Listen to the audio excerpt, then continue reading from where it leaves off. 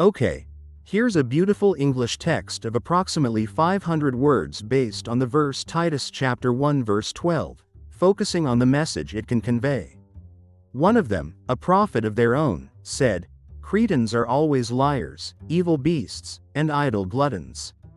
This verse, stark and unflattering, lodges itself in the pages of Titus, a letter from Paul offering guidance to his disciple on the island of Crete.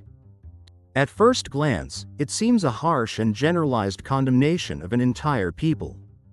However, beneath the surface of this seemingly offensive statement lies a valuable lesson about truth, discernment, and the challenging work of spiritual leadership. The verse is a quotation. Paul isn't making the claim himself, but referencing an assertion made by a Cretan prophet, Epimenides. This is immediately important. Paul doesn't dismiss the statement out of hand simply because it's negative or potentially prejudiced. Instead, he uses it as a starting point, acknowledging that there might be truth, however uncomfortable, within it. This demonstrates a willingness to confront difficult realities, a crucial trait for anyone seeking to effect positive change. The description itself is brutal. "Always liars" speaks to a deep-seated culture of dishonesty, a corrosion of trust that undermines relationships and societal harmony. "Evil beasts" conjures images of untamed passions, a lack of self-control, and a potential for violence and cruelty. "Idle gluttons" points towards a lack of purpose, a self-indulgent lifestyle devoid of productivity and contribution. These are not flattering characteristics, and if even partially true, they paint a picture of a community desperately in need of transformation. The beauty of this verse, paradoxically, lies not in the description itself, but in what it compels us to consider.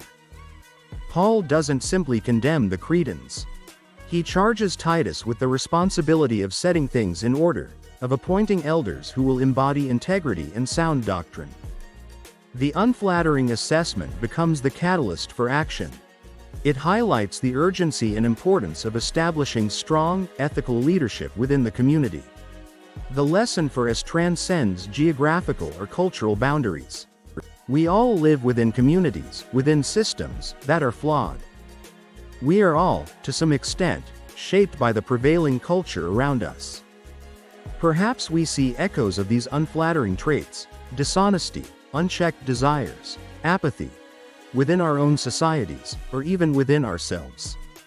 The message isn't to despair or to condemn wholesale, but to acknowledge the reality of the situation with honesty and courage. It's a call to cultivate discernment, to identify areas where improvement is needed, and to actively work towards positive change. It urges us to be self-aware, recognizing our own potential for weakness and striving for greater integrity in our own lives. Furthermore, it emphasizes the importance of leadership.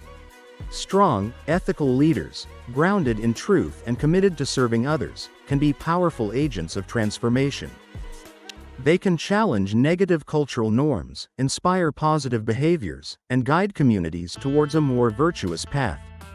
Ultimately, Titus chapter 1 verse 12 serves as a reminder that confronting uncomfortable truths is the first step towards lasting change.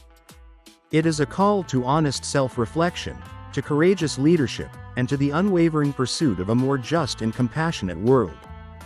The verse's beauty is in its stark honesty and the potential for redemption it implies.